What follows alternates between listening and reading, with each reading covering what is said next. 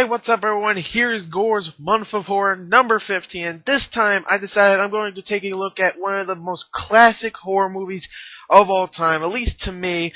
This time I am looking at Creepshow. If you don't know what Creepshow is, and you call yourself a horror fan, run into a wall made of glass, because I don't like you. That's all I really gotta say. I will explain what it is during the review, but before I start with the review, this is going to be an unedited movie review because my whole Gors Month of Horrors reviews have been like this. So, there's a whole bunch of movies to review, so I can't really take about an hour to do a video. I mean, I have to get through it because, come on, I'm not made of time, alright?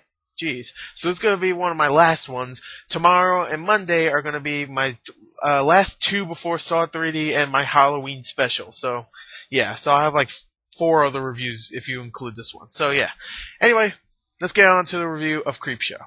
Okay, now Creepshow is based on the old 1950s EC comics, which are just like little short stories. I never really read any of them, but I heard about them. They're like little short horror stories written by, I'm not really sure who wrote them, but I know who wrote this one, this movie. But yeah, they're based on those. So this movie actually has 5 different stories. They're all pretty short. Like the shortest one's probably maybe 15 minutes, and the longest one maybe 25 minutes. It's about 2 hours altogether, and maybe 30 minutes is the longest one. But yeah, altogether it's about 2 hours of 5 stories, and it's kind of like the Twilight Zone. You could say, if you don't know what this is, you obviously know what the Twilight Zone is. If you don't know what the Twilight Zone is, and you just know one word from their Twilight, then I swear I will strangle you until you are a whole bunch of different colors, okay? But if you do know the Twilight Zone, then you know each episode is a different horror story. It's somewhat just like this, okay? It's pretty much exactly like this, except it's a movie and it has 5 different stories, okay? I'm going to go through each story and what I like and what I dislike about them, and I'm going to tell you at the end what's my favorite story, and I'm going to score up the whole movie. So let's go on to the first short, which is Father's Day, which is a pretty good one, I have to admit. It's not my favorite one, I'll just say it right here, but it's a pretty good one, and it starts it off pretty good. It's a good starter one. What it is about is a father who always wants his cake every Father's Day, and his daughter's just like, you know what, I'm tired of this. She kills him.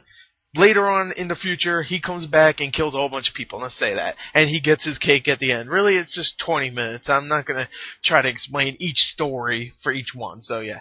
It's really about 20 minutes, and it's not extremely gory. You get some good actors. You get, Carrie Nye and Ed Harris, they're both pretty good in it, and you got other people, but really it's just a small one. Not really a big movie, the whole thing, to talk about acting, but they were pretty good, and overall I liked Father's Day. It was a good one to start off with, so I'm going to give it a 8 out of 10. I really liked it. So then we go on to the next story, which is The Lonesome Death of Jody Verrill. Okay, now The Lonesome Death of Jordy Verrill, I'm sorry, I said Jody. Jordy Verrill is a really good one, mostly because it actually stars Stephen King, the screenwriter of this movie, and he's really good in this role. I mean, it's a pretty silly role. He plays like a pretty much a hillbilly, I would say. A sympathetic hillbilly. So yeah, I mean, I won't even say hillbilly, he's a country guy, he's just like growing stuff on his lawn, and so for some reason, a meteor just falls from the sky, and he's like, ooh, meteor, he wants to sell it, he touches it, and then he gets this, what he calls meteor shit all over him, and it starts growing on him, and finds out it's like some alien grass, I guess. I mean, it doesn't look like real grass, it looks like alien grass, so he's just turning into pretty much Grass Man, and it's pretty good. I mean, Stephen King does a pretty good job, he's pretty funny in the movie, and it's pretty sad what happens. It's called The Lonesome Death of Jordy Verrill, so obvious what happens.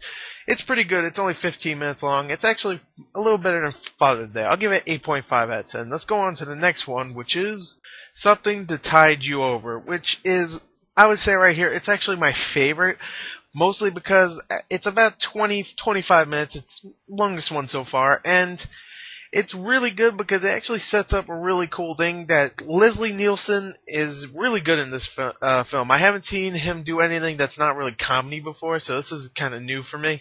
And what he does is he pretty much he gets pissed that his wife is cheating on him, so he gets his wife and the guy that's fucking his wife, played by Ted Danson, and he buries them in sand at a beach, and when the tide comes in, they will drown pretty much. He buries their whole body except their head in sand, so they can't move at all, and then the waves come in, tide, drown. And I really like this until it gets to the supernatural parts, and then I'm like, okay, but that's like the last 2 minutes, eh? And that was a little weird, and it really was the last 2 minutes. But everything else before that was really good. It set up a very cool, like, suspenseful thing, and it was really good. I really liked it, and, Leslie Nielsen's pretty good in it, until later on where he goes crazy.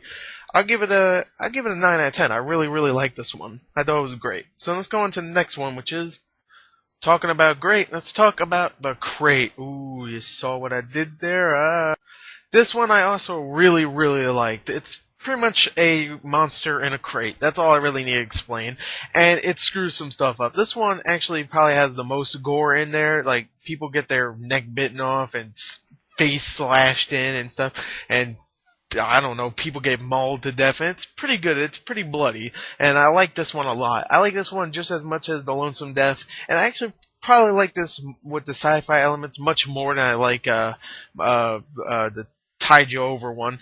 And this one's really good. I really like it. This one has Hal Holbrook, which he's a great actor, and he's really good in this one. And you have some other ones like Adrienne Barbeau, who is annoying, but that's what her character's supposed to be, and what happens to her is pretty sweet, and overall, pretty good one. I really like this one. I'll give it an 8.8 out of 10.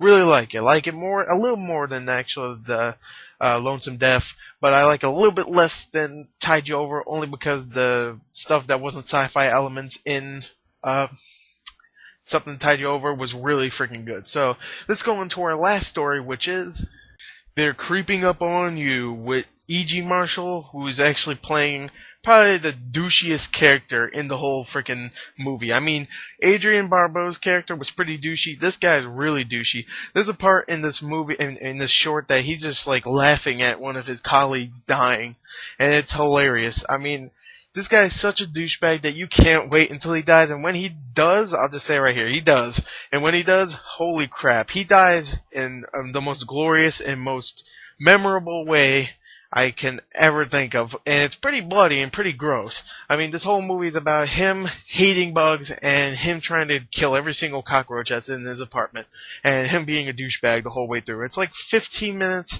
It's probably the shortest one, I would think, but it's a pretty good one. I like this a little bit more than Father's Day, so I'll give this one an 8.3 out of 10. I really like this one, even though it's pretty short, and the guy's a douchebag, and every time he talks, he makes me laugh. But it's E.G. Marshall for you, so overall, Creepshow is a classic, and I love it so much. If I had to give Creepshow a score, I'd probably give it higher than any of the shorts I gave it. I'll give it a 9.2 out of 10, only because you get all these shorts in just one movie, and you also get a little side story here and there, which is kind of cool, with this kid that hates his father, because he took his Creepshow comic book away, so what he does is make a voodoo doll and kills his father. There you go. So overall, go check out this movie if you haven't. It's a classic. I love it. Like I said before, 9.2 out of 10. Go check it out. Go check it out now. Go. This is Gors Horror Movie Month, number 15, and I'll probably have a number 16 up tomorrow. I'm not sure what I'll review. Maybe Creepshow 2. I'm not really sure. But yeah. Anyway, thank you and goodbye.